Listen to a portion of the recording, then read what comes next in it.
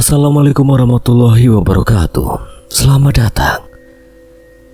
Kali ini Kang Selamat akan membawakan kisah yang berjudul Teman Indigo. Cerita ini ditulis oleh Wulan Purnamasari. Sebelum kita masuk ke ceritanya, buat kalian yang belum subscribe channel ini, tekan tombol subscribe-nya terlebih dahulu dan tekan tombol notifikasinya agar kalian tidak ketinggalan romansa lainnya dari Kang Selamat. Gak usah berlama-lama lagi, langsung saja kita masuk ceritanya. Teman Indigo. Kenan memperhatikan Inara yang sedang makan es krim. Tak sengaja matanya melihat bibir Inara yang celemotan memakan es krim. Dengan cekatan Kenan membersihkannya dengan ibu jari.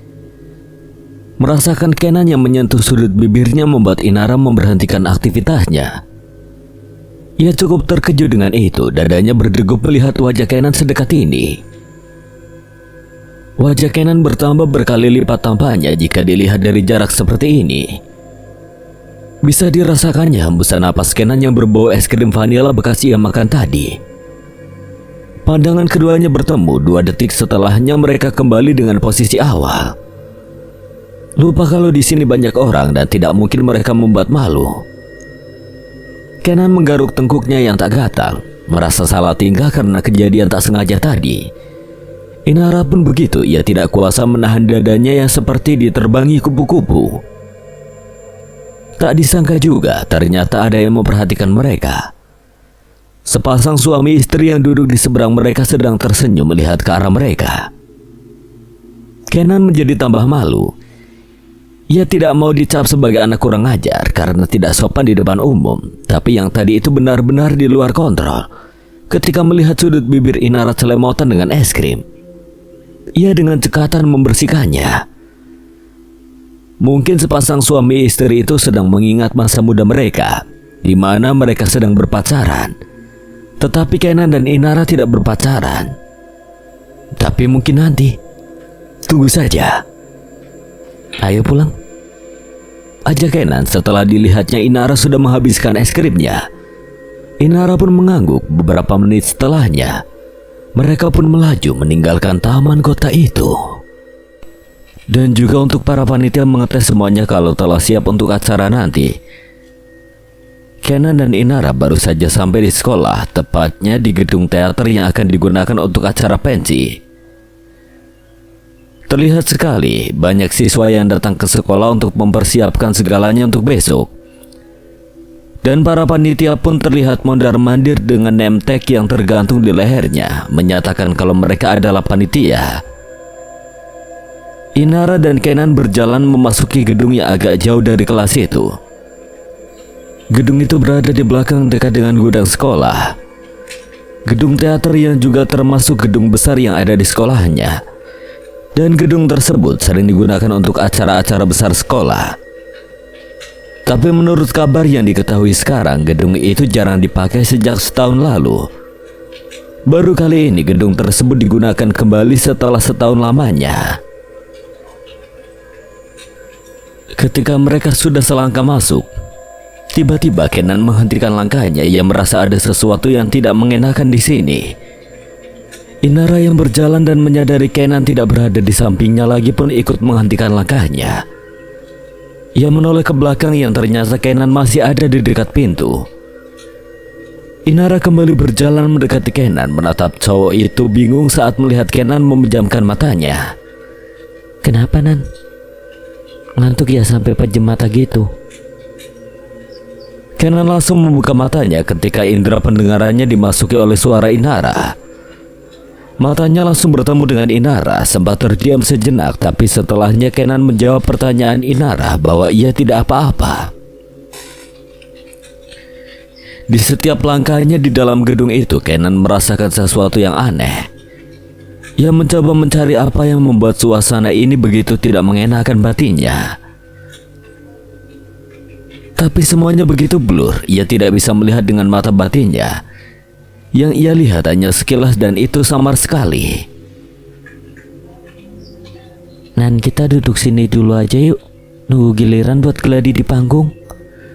Ucap Inara mengajak Kenan untuk duduk di kursi yang telah disusun rapi untuk para tamu undangan dan siswa-siswa. Kenan duduk di kursi sebelah Inara. Ketika ia menempatkan diri di kursi itu, ia kembali merasakan hal itu. Ia kembali memejamkan matanya untuk menyambungkannya dengan mata batin untuk melihat apa hal aneh yang ia rasakan ini. Sempat dilihatnya dengan jelas, tapi dengan segera ia membuka matanya. Ia terkejut bukan main. Kenan berdiri di kursi tersebut. Kenapa, Nan? Tanya Inara tanpa menjawab pertanyaan gadis itu. Kenan kembali duduk, tetapi bukan di kursi yang sama, melainkan duduk di kursi yang ada di sebelahnya lagi. Saat Kenan telah duduk di kursi itu, anehnya ia tidak merasakan apapun. Ia tak merasakan hal aneh yang sama seperti kursi sebelumnya. Kenapa pindah, Nan? Tanya Inara lagi, kemudian menengok ke kursi yang diduduki Kenan tadi. Kiranya saja ada yang rusak di kursi itu, makanya Kenan berpindah. Oh, tempat duduknya sobek, tapi kok tetap aja disusun di sini kalau rusak? Tak lama ada seorang panitia yang berlalu melewati mereka. Dengan berani Inara memanggilnya dan meminta tolong untuk mengganti kursi yang rusak itu dengan patuh. Seorang panitia itu mengganti kursi tersebut dengan yang bagus. Kemudian setelah itu Inara yang berpindah untuk duduk di kursi yang baru saja diganti itu. Banyak sekali yang sedang gladi untuk acara besok. Bisa diperkirakan ini akan selesai tengah malam.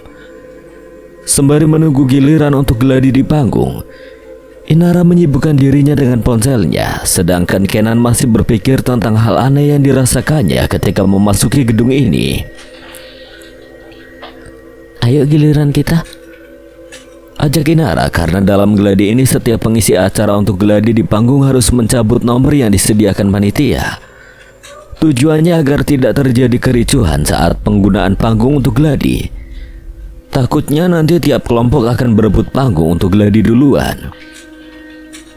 Inara dan Kenan berjalan menaiki panggung. Ketika menapaki panggung, Kenan pun kembali merasakan hal yang aneh.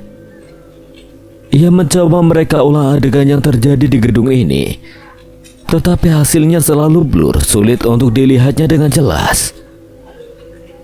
Dan satu yang dia herankan, Inara, gadis itu juga indigo, tapi mengapa tidak merasakan hal aneh sepertinya?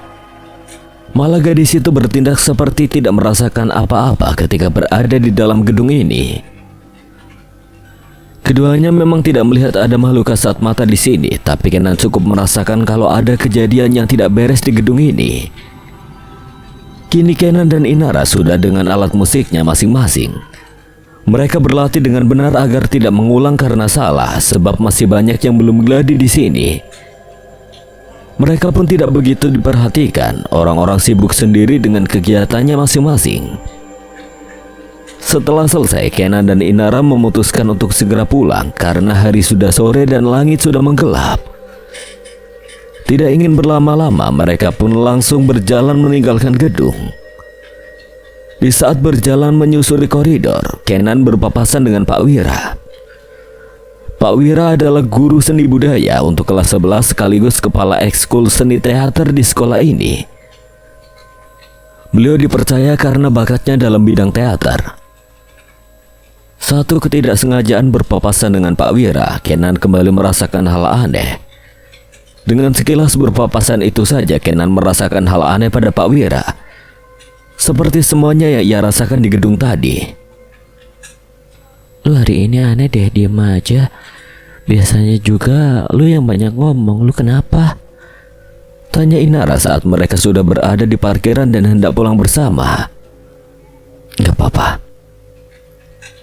Sebenarnya dia ingin sekali menanyakan apa Inara merasakan hal aneh di dalam gedung atau saat berpapasan dengan Pak Wira.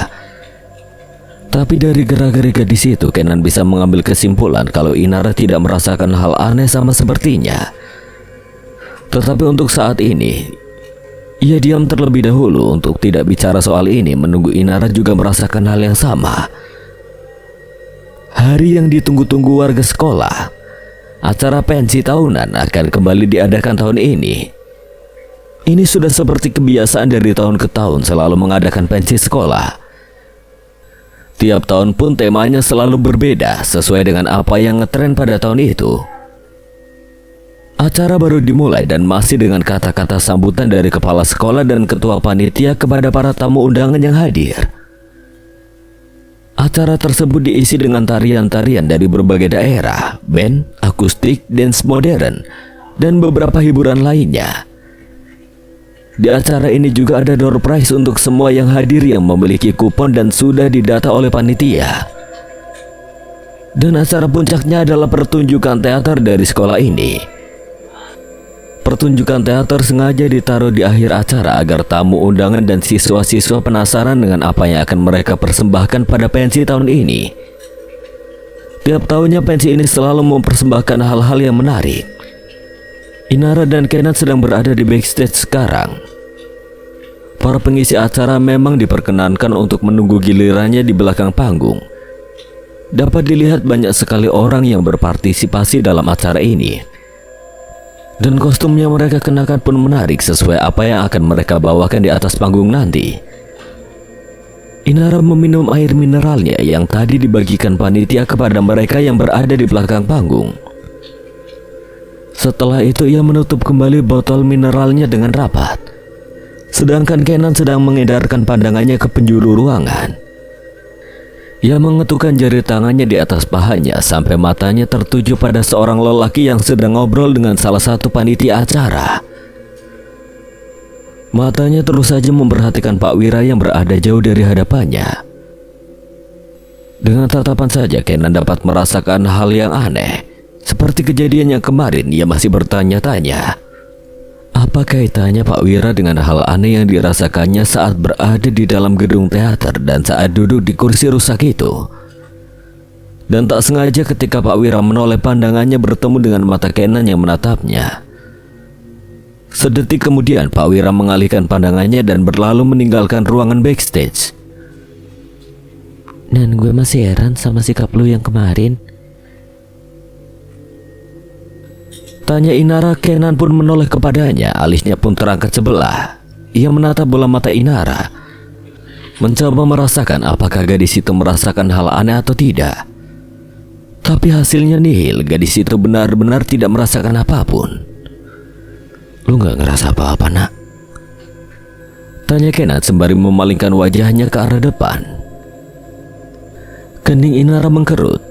Ia bingung dengan yang diucapkan Kenan. Merasakan apa maksudnya? Inara tidak mengerti. Ngerasa apa? Kenan menyampingkan tubuhnya untuk berhadapan dengan Inara. Kenan sudah tidak sabar ingin memberitahu soal ini.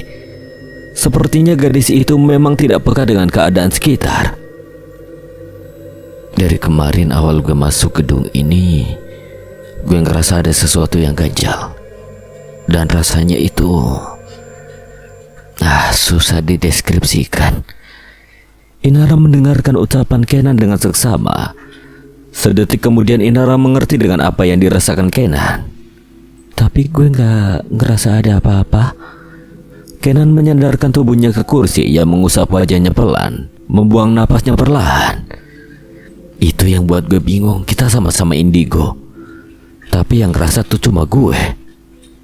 Kan kelebihan indigo orang beda-beda, Nan. Ada yang bisa lihat kejadian masa lalu, masa sekarang, masa depan, mungkin juga ada. Kenan mengangguk membenarkan mungkin memang setiap orang yang indigo memiliki perbedaan walaupun mereka sama-sama indigo. Nan, giliran kalian tampil tuh, cepetan. Inara dan Kenan pun dengan segera menuju panggung untuk mengisi acara tersebut. Inara sungguh gugup bukan main, banyak sekali yang menonton mereka. Para tamu undangan dan juga para siswa sekolah ini. Gedung ini sangatlah luas dan dapat menampung hingga 1.200 orang. Dan gedung ini pun sengaja dibangun untuk tempat penyelenggaraan acara sekolah seperti sekarang ini. Kenan sudah dengan gitarnya dan juga stand mikrofon di hadapannya. Begitu juga Inara. Ia sudah duduk di atas kajen dan stand mikrofon juga di hadapannya. Kenan melirik ke arah Inara, terlihat sekali gadis itu gugup dan tegang. Bawa santai aja. Anggap aja lo lagi ngehibur diri sendiri dengan penuh penghayatan. ujar Kenan mencoba membuat Inara lebih santai. Sedangkan di bawah panggung, tepatnya di kursi penonton, ada Asya dan Vero. Asya tersenyum melihat temannya ada di atas panggung sana. Asya tahu kalau temannya itu baru kali ini berada di atas panggung dan dilihat banyak orang. Dan gadis itu pun sangat berani menurutnya. Tak lupa Asya merekam penampilan Inara dan Kenan. Ini harus diabadikannya untuk kenang-kenangan. Inara pun mulai mengeluarkan suara merdunya. Ketika giliran Kenan yang bernyanyi, ia pun hampir lupa karena terlalu larut dengan suara merdu milik Inara. Setelah itu mereka berdua bernyanyi bersama begitu mendalami untuk mendapatkan feel agar orang terbawa dengan liriknya. Kemudian mereka mendapatkan tepuk tangan ketika sudah selesai bernyanyi. Setelahnya mereka langsung meninggalkan panggung. Kenan dan Inara langsung menghampiri Asya dan Vero di tempat mereka sudah janjian. Sedangkan Titan dan Ray entah kemana sejak pagi tidak melihat mereka ada di sini. Mungkin Ray bersama Gena, tapi Titan entah kemana. Inara, gue berasa nonton konser tau nggak? Lihat Meghan Trainor KW2. Asya histeris, suara Inara tidak mirip dengan penyanyi itu. Tapi memang suaranya bagus. Gue gak dapat pujian juga nih, tanya Kenan kepada Asya yang sibuk memeluk Inara. Kalau lu mah udah biasa.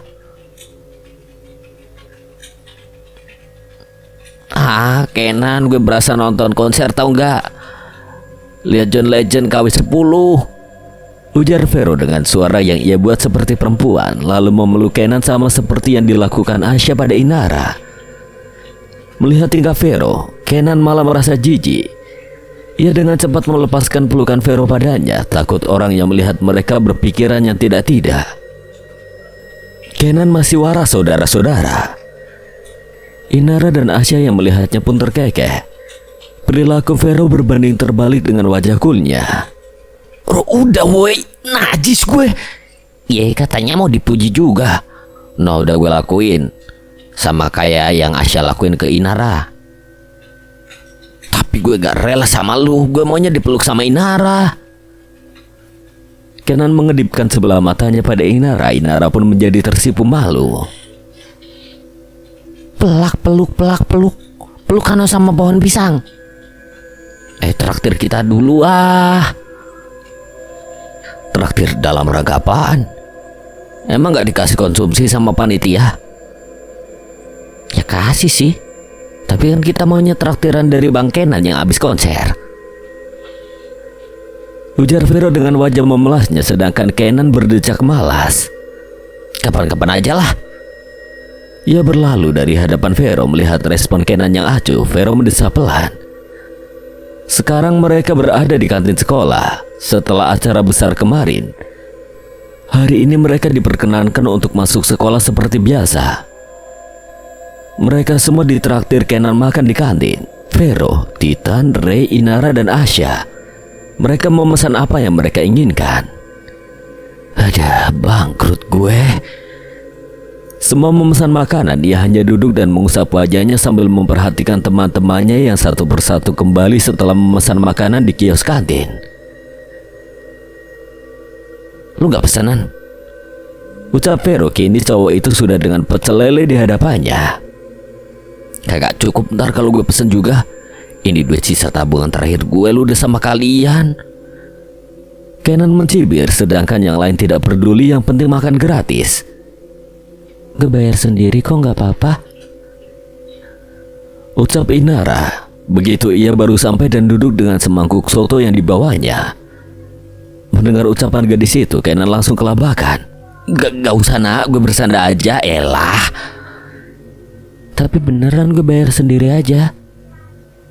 Kenan menghela napas. Pasti pandangan Inara terhadapnya sudah buruk sekarang. Dicap sebagai cowok perhitungan dan pasti Inara berpendapat bahwa Kenan pelit. Makanya traktir orang tuh yang ikhlas dong, sambung Asya yang duduk di sebelah Inara. Kenan menatapnya malas, sedangkan Titan dan Ray tidak peduli keadaan sekitar. Perut mereka sangatlah lapar. Mumpung gratis tidak akan disia-siakan walau sekejap saja. Alhamdulillah kenyang, makasih ya Nan, gue cabut duluan. Ucap Ray seraya bangkit dari duduknya. Tak lupa piring kosong bekas ia makan disodorkannya kepada Kenan. Kemudian ia berlari kecil meninggalkan kantin. Sepertinya hendak menemui doinya yang kakak kelas itu. Gue juga. Thanks a lot my boy. Ucap Titan dengan cengirannya. Ia juga sama seperti Ray, meninggalkan kantin, tapi ia tidak sampai hati menyodorkan piring kosong ke hadapan Kenan. Melihat itu Kenan hanya tercengang melihat kepergian kedua temannya yang telah kenyang itu. Titan ada doi makanya pengen cepet-cepet gitu, ujar Vero. Lelaki itu juga sudah selesai dengan pecel lelenya.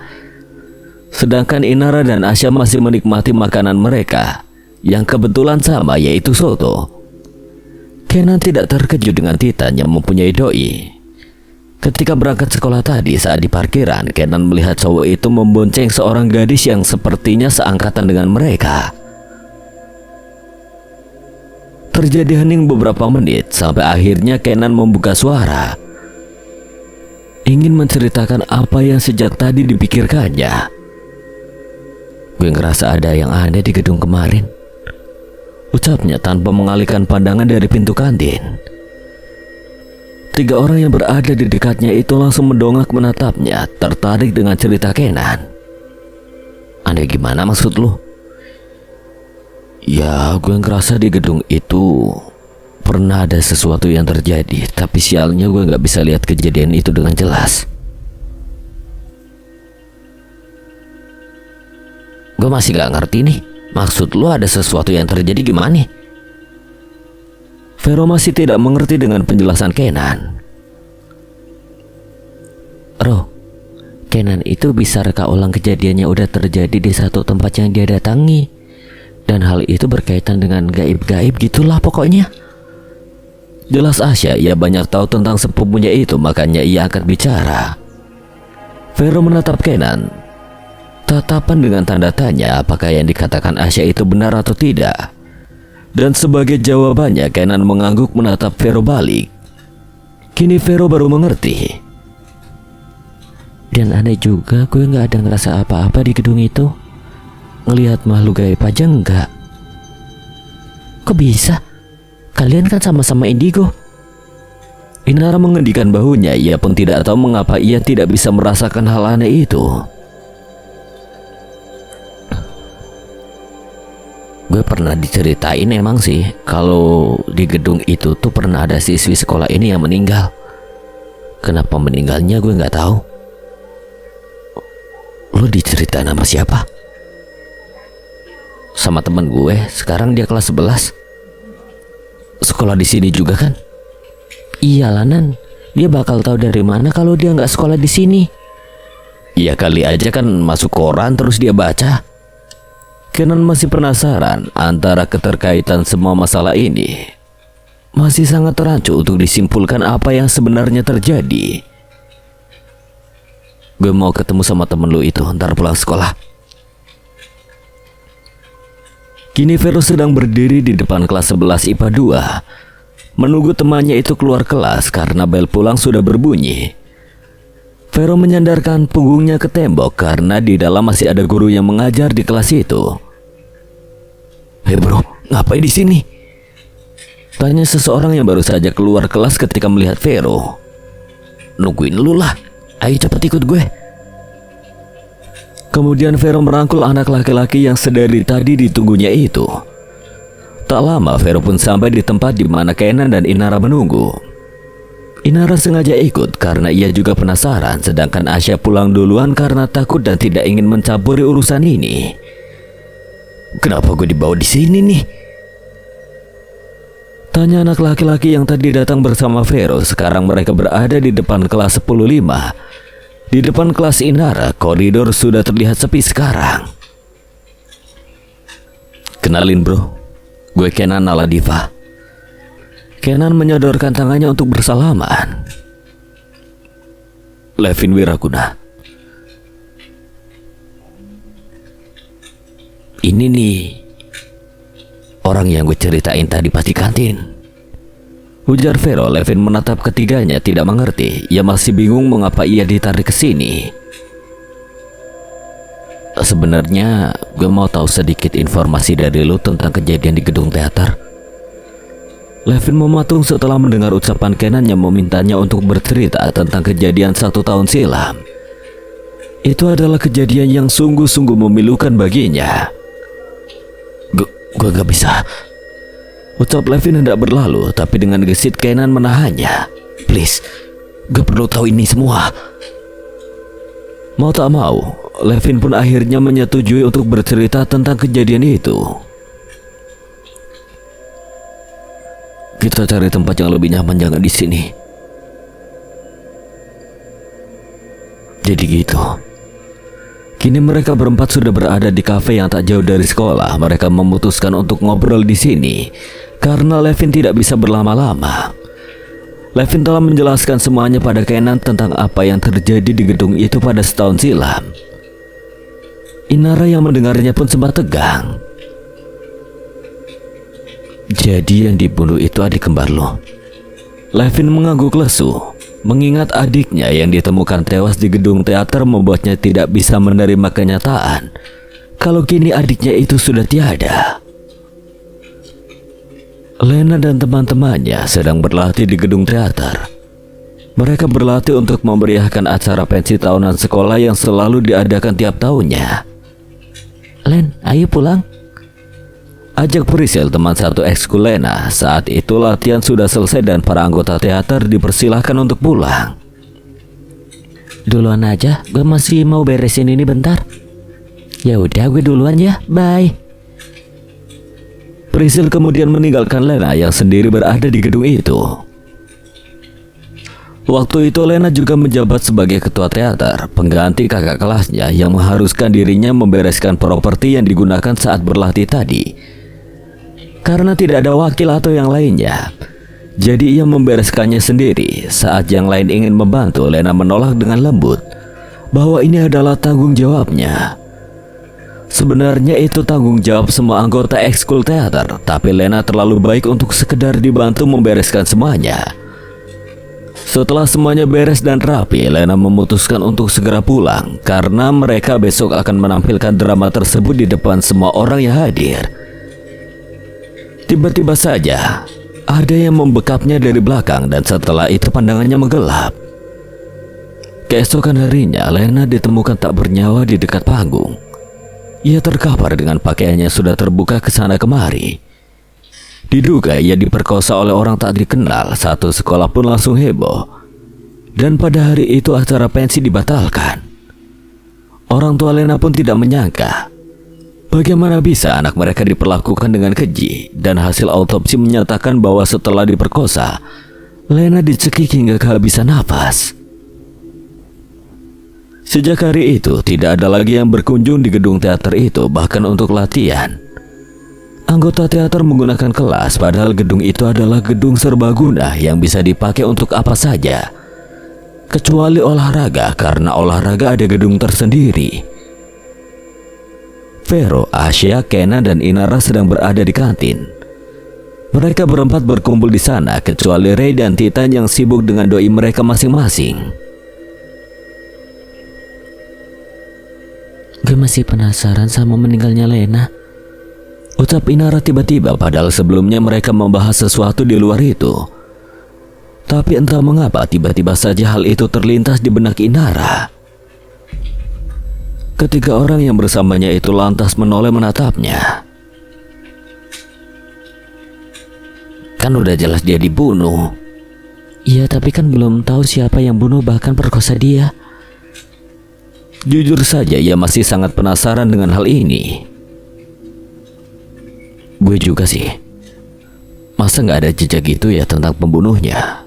Bukannya di gedung teater ada CCTV yang terus menyala 24 jam? Timbal Kenan, ia pun masih tidak habis pikir. Di gedung teater memang ada CCTV yang menyala 24 jam di setiap sudutnya. Karena ruangan itu sering digunakan untuk penyimpanan barang-barang milik sekolah. Mungkin ada yang nyuri hasil rekaman CCTV pas waktu kejadian. Atau mungkin dihapus Kan rekaman CCTV bisa dibentuk jadi DVD gitu. Benar apa yang dikatakan oleh Asya, rekaman CCTV bisa saja dicetak menjadi DVD, dan rekaman yang terekam di komputer itu dihapus oleh oknum yang memang sudah berniat buruk. Dan apa hubungannya semua ini dengan Pak Wira? Mungkin aja Pak Wira juga terlibat dalam masalah ini. Pak Wira kan kepala koordinator ekskul teater, pasti dia tahu soal ini. Gue mau selidiki masalah ini. Kini Kenan dan Inara sedang berada di sebuah kafe. Mereka sengaja datang kemari untuk mendiskusikan sesuatu yang mereka anggap penting.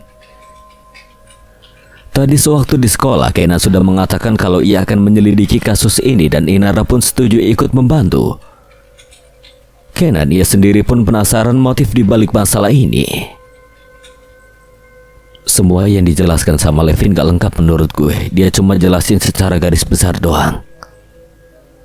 Mulai kapan kita buka kasus ini? Sekarang, kita kembali ke sekolah. Sekarang? Kenan mengangguk pasti. Ia bangkit dari duduknya dan keluar dari kafe. Tak lama Inara pun menyusulnya keluar kafe. Harus sekarang banget ya, Nan?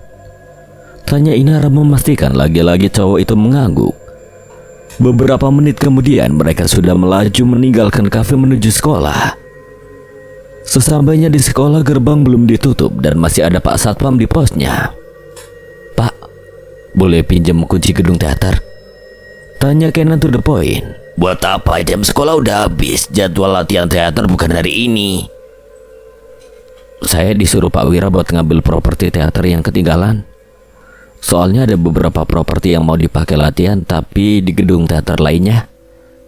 Ucap Kenan panjang lebar. Akhirnya Pak Satpam memberikan kunci gedung itu kepada Kenan. Dengan langkah kaki besar, Kenan masuk ke dalam sekolah, melewati koridor-koridor kelas untuk sampai ke gedung teater yang berada cukup jauh dari area kelas. "Nan, kenapa ke gedung teater?" Tanya Inara di sela-sela langkah mereka menuju gedung.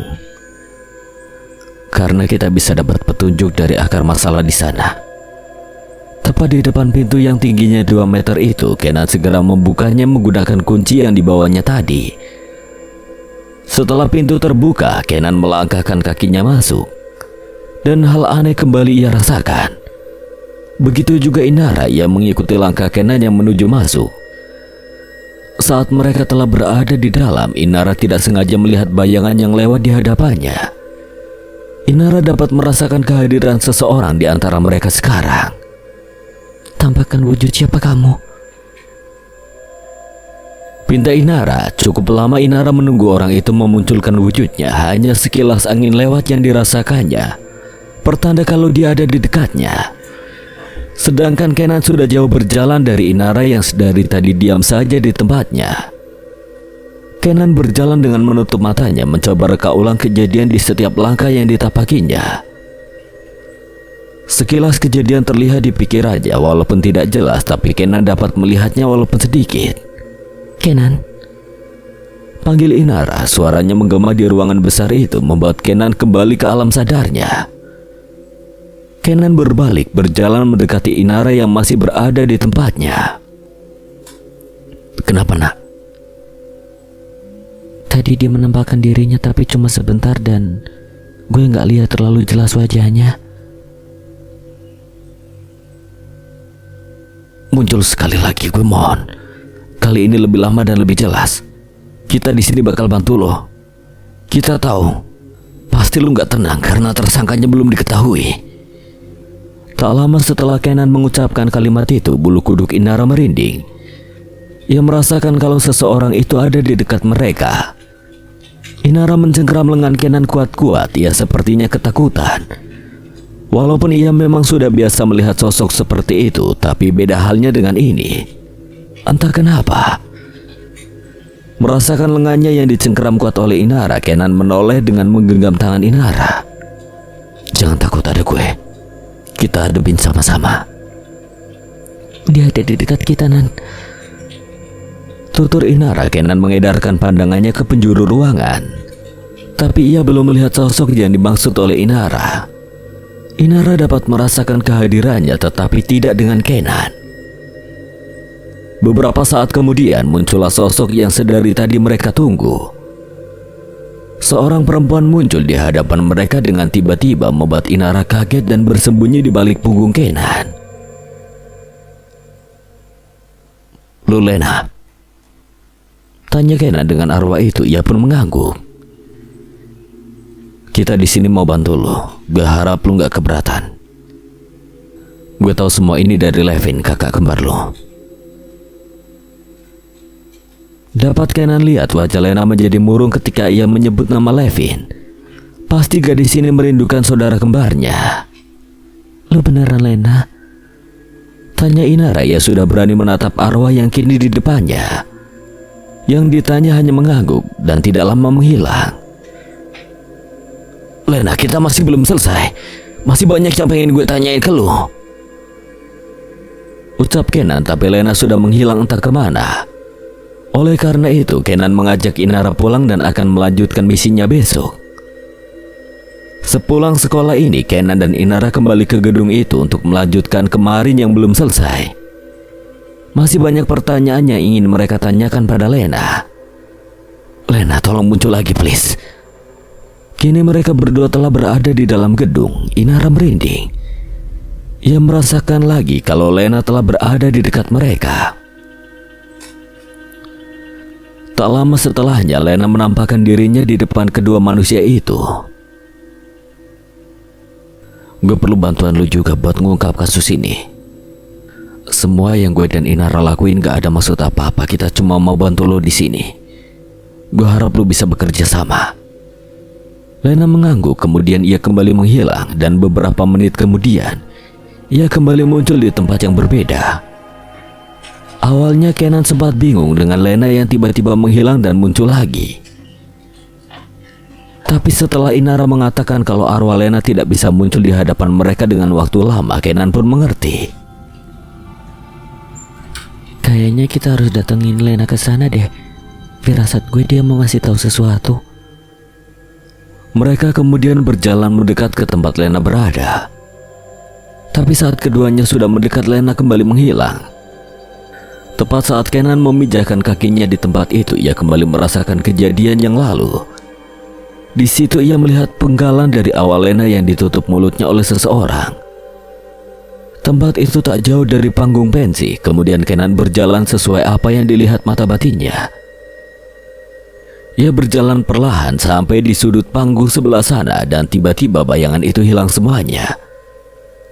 Kenan kembali membuka matanya dan melihat sekelilingnya. Ia menatap Inara yang berdiri di tempatnya sebelum ia sampai ke sudut panggung ini. "Apa yang lu lihat, Nan?" Ia sudah tahu kalau Kenan bisa mereka ulang kejadian yang terjadi pada masa itu. Sekalipun itu telah terjadi beberapa tahun lalu, dan kejadian ini baru terjadi tahun lalu. Dan bisa dikatakan kejadian yang terjadi baru-baru saja.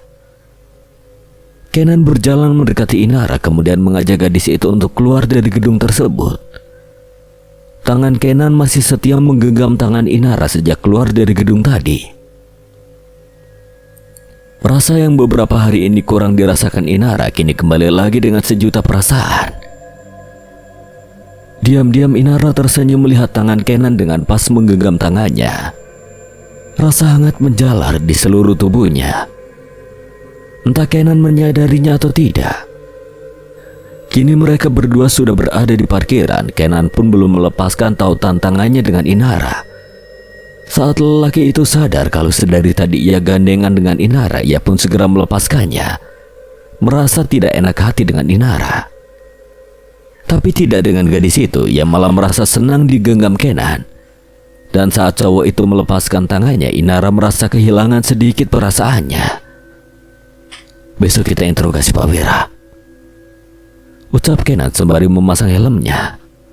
"Tapi lu belum ngasih tahu gue apa yang lu lihat tadi."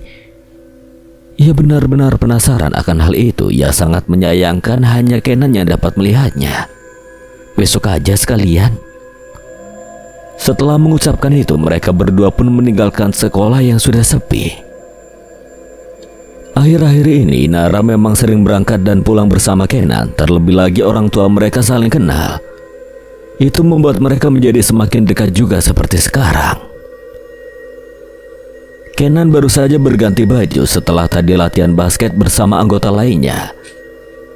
Hari ini mereka di-spend untuk beberapa jam sampai istirahat kedua nanti, dan mereka akan mengikuti pelajaran di kelas setelah itu. Coba di-spend sampai pulang kek, capek.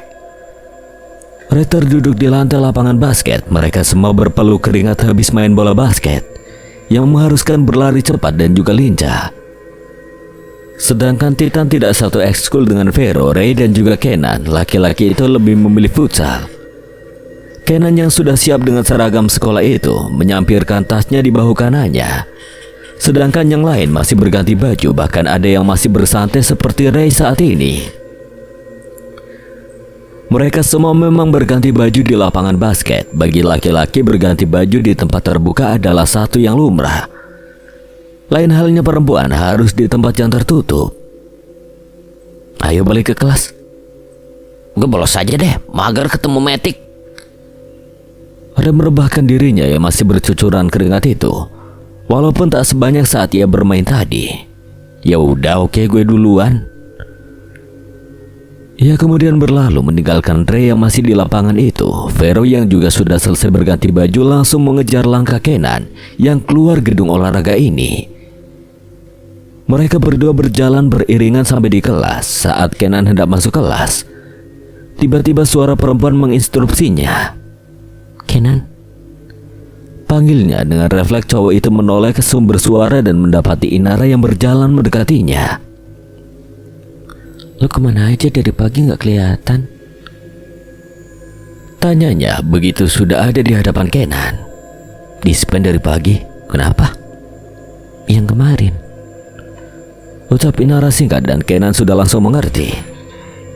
Gue taruh tas dulu, tunggu bentar ya.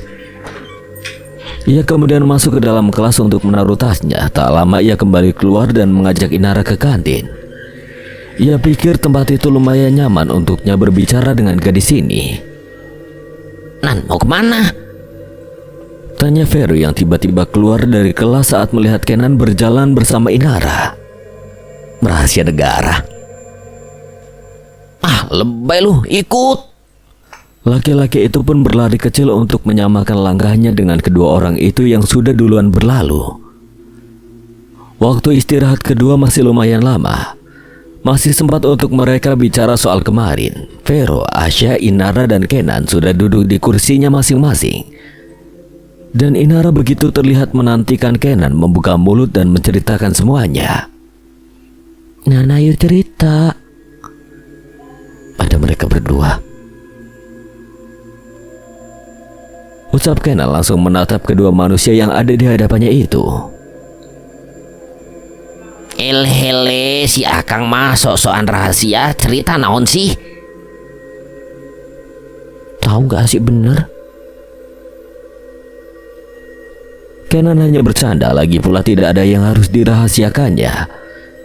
Kemudian Kenan mulai bercerita tentang ia dan Inara datang ke gedung itu untuk mencari petunjuk. Ia juga menceritakan kejadian yang dilihatnya. Gue masih penasaran sama hubungan masalah ini sama Pak Wira. Ucap Asya dengan berbisik. Tak mungkin ia berbicara seperti biasa, pasti ada saja telinga tajam yang mendengarnya. Kalau sampai terdengar dan meluas kemana-mana, ini akan membuat Kenan dan Inara kesulitan untuk menyelidiki. Saran gue sih, kalian harus tanya langsung sama Pak Wira. Apa gak terlalu cepat interogasi Pak Wira? Kita juga jarang ketemu Pak Wira. Koridor kelas 11 sama 10 beda. Otomatis Pak Wira gak lewat koridor kelas 10.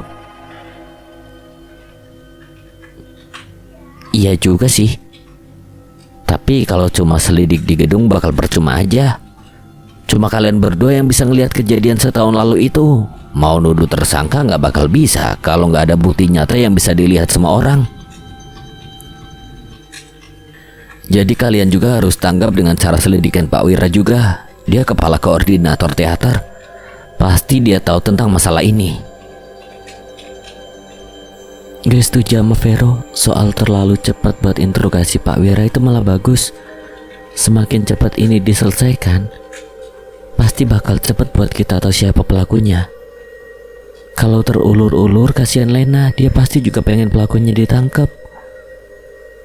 Kenan terlihat diam. Ia memikirkan apa yang dikatakan Vero dan Asya itu 90% benar. 10%-nya hanya Kenan yang tahu itu salah atau benar. Besok kita temuin Pak Wira. Ucapnya terdengar pasti dan tidak terbantah.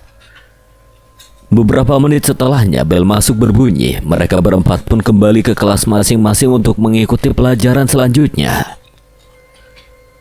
Sesuatu yang sudah mereka rencanakan kemarin akan mereka kerjakan hari ini. Mereka berharap ini dapat membantu mereka untuk menemukan kebenaran. Istirahat pertama biasanya Inara ke kantin bersama Asya, begitu pula dengan Kenan dan yang lainnya. Tetapi untuk hari ini tidak begitu. Inara dan Kenan sudah bersiap untuk menemui Pak Wira di ruangannya. Sesampainya di kantor guru, Inara mengedarkan pandangannya ke seisi ruangan untuk melihat apa ada Pak Wira atau tidak. Ia menyembulkan kepalanya lewat pintu saja, tetapi ia sama sekali tidak menemukan Pak Wira di sekumpulan guru-guru yang ada di ruangan depan itu. Nan, Pak Wira nggak ada di ruang guru. Kenapa berdiri di depan pintu? Tanya seorang guru yang ingin masuk ke kantor. Inara dan Kenan tersenyum sopan melihat seorang guru perempuan di hadapannya itu. Mau ketemu sama Pak Wira, Bu. Tapi bapaknya nggak ada di dalam. Bapaknya di mana ya, Bu? Oh, biasanya Pak Wira ada di ruangannya, ruang wakil kepala sekolah bidang kurikulum. Ruangannya ada di bagian sana. Jawab Bu Erlina yang Kenan ketahui saat melihat name tag-nya adalah Erlinawati. Oh, makasih ya, Bu. Kita permisi. Inara kemudian mengangguk sopan. Setelah Bu Erlina berlalu masuk ke dalam kantor, Inara dan Kenan langsung berjalan ke arah yang ditunjukkan olehnya tadi. Hanya berjarak beberapa meter dari pintu ruang guru, mereka berdua telah sampai di depan pintu yang di atasnya bertuliskan Ruang Kepala Sekolah. Pintu itu terbuka dan di dalamnya terlihat lagi beberapa pintu yang memisahkan ruangan antara kepala sekolah dan para wakilnya. Ruang waka kurikulum. Mata Kenan dengan jeli melihat papan yang tertempel di salah satu pintu di ruangan itu. Tanpa ragu, ia melangkahkan kakinya dan mengetuk pintu tersebut. Assalamualaikum. Tidak ada jawaban dari dalam, bahkan pintunya pun tidak dibuka menandakan kalau di dalamnya seperti tidak ada orang. Assalamualaikum. Pak Wira nggak ada juga di ruangannya. Kenan hanya mengangguk. Tak lama setelah itu seorang pria menginterupsi sehingga mereka menoleh ke sumber suara. Ada perlu apa di depan pintu ruangan saya? Tanya orang itu yang pasti itu adalah Pak Wira. Kenan kembali merasakan hawa tak enak di dekat guru seni itu. Perlu sama bapak sebentar boleh kan, Pak? Silakan masuk. Kenan dan Inara pun berjalan membuntuti Pak Wira yang masuk ke ruangannya. Setelah itu Inara kembali menutup pintunya karena ruangan ini memakai pendingin ruangan. Duduk. Inara malah menjadi takut sekarang. Ia tidak tahu harus bicara dan menanyakannya mulai dari mana. Ada perlu apa kalian mau bicara sama saya? Ada masalah sama kinerja kurikulum? Tanya Pak Wira menatap keduanya. Sedangkan Inara hanya menunduk, tidak berani menatap pria di hadapannya ini. Belum ada juga jawaban yang terlontar dari mulut keduanya. Mereka sama-sama diam, membuat Pak Wira menatap bingung. Akhirnya Inara menyenggol kaki Kenan dengan kakinya supaya lelaki itu cepat bicara. Karena yang kemarin mengajaknya untuk bertemu Pak Wira adalah dia. Jadi gini, Pak. Saya mohon maaf kalau saya lancang. Saya hanya ingin menanyakan kejadian yang setahun lalu terjadi di gedung teater. Apa Bapak tahu? Sepersekan kemudian, Pak Wira langsung menegang di tempat duduknya. Ia tidak mengira kedua anak di depannya ini akan menanyakan hal yang terjadi setahun lalu. Dan baru kali ini ada yang menanyakan hal ini padanya. Guru yang lain sekalipun kepala sekolah tidak pernah bertanya soal ini padanya. Tapi kenapa dua anak ini bertanya? Bapak tahu semuanya kan? Saya nggak tahu, dan bukan urusan kalian. Tapi kan Bapak kepala koordinator ekskul teater, pasti Bapak tahu. Keluar dari ruangan saya. Perintahnya enggan menatap Kenan dan Inara. Tapi Pak, saya bilang keluar sebelum saya laporkan ke kepala sekolah kalau kalian mengganggu pekerjaan saya.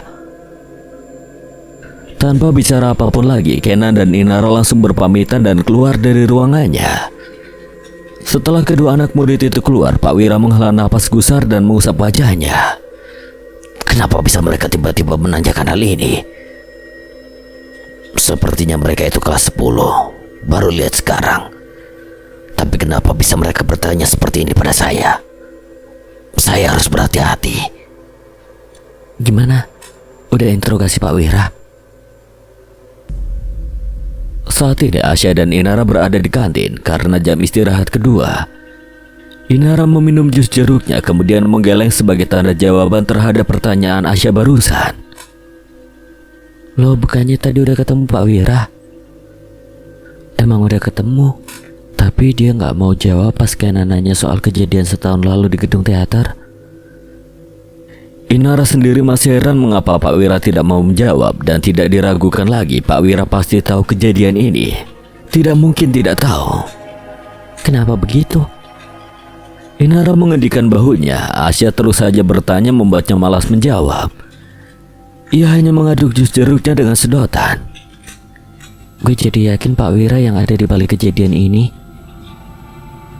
ujar Asya membuat Inara mendongak menatapnya. Jangan suuzon kalau kenyataannya itu nggak benar, dosa tahu. Bukan gitu, Nak. Tapi kalau dia emang nggak terlibat, pasti dia bakal ngasih tahu kalian berdua. Nggak mungkin dia bakal nutupin kayak gitu. Gue nggak mau berpikiran negatif sebelum gue tahu kebenarannya. Kenan sedang berada di rumah Vero saat ini untuk menginap, juga bersama Ray dan Titan. Mereka sengaja menginap di sini karena besok adalah hari Minggu. Pertama Kenan yang mengajak untuk menginap di rumahnya, tapi Vero dengan cepat menawarkan diri untuk menginap di rumahnya saja. Dan hasil keputusan pun mereka semua menginap di rumah Vero. Kamar lu udah didekor, jadi lebih berwarna gitu, ujar Kenan ketika ia melihat perubahan di kamar Vero. Memang kamar laki-laki itu telah berubah, tidak lagi hanya terisi dengan barang yang terakhir kali ia lihat saat kesini. Kamar Vero sudah lebih banyak isinya. Kalau kemarin tidak ada TV di kamarnya, kini sudah ada, dilengkapi dengan perlengkapan bermain PS juga. Dan warna dinding yang kemarin berwarna gelap kini telah berubah menjadi putih gading. Kenan melihat sepertinya lelaki itu sudah lebih baik, sudah mulai mengubah hidupnya untuk lebih berwarna. Ray dan Titan sedang asik bermain PS4 milik Vero, sedangkan dua manusia lagi sedang tiduran di ranjang. Ini berkat sepupu lu, ucap Vero dengan senyum melengkung di bibirnya yang membayangkan gadis yang sudah merebut hatinya dengan begitu cepat. Kenan menoleh ke arah Vero, mendapati lelaki itu sedang menatap langit-langit kamar dengan senyum di wajahnya. Melihat itu, ada perasaan senang di hati Kenan melihat sahabatnya itu tersenyum. Tapi kalau ia pikir lagi dengan jawaban Vero tadi, semua ini karena Asya. Memang gadis itu telah melakukan apa hingga Vero merasa bahagia seperti ini? emang yang dekor ini Asya ya? Lu udah pernah ngajak ke sini? Yang dekor ini bukan dia lah. Terkadang lu terlalu bego untuk memahami maksud gue, Nan. Jawabnya masih dengan senyum yang tercetak jelas di bibirnya. Karena dia, gue jadi ngerasa di dunia ini gue gak sendiri. Kenan masih tidak mengerti, tapi ia enggan untuk bertanya lagi. Ia bersyukur kalau Asya bisa membuat Vero merasa berarti dalam hidupnya sendiri.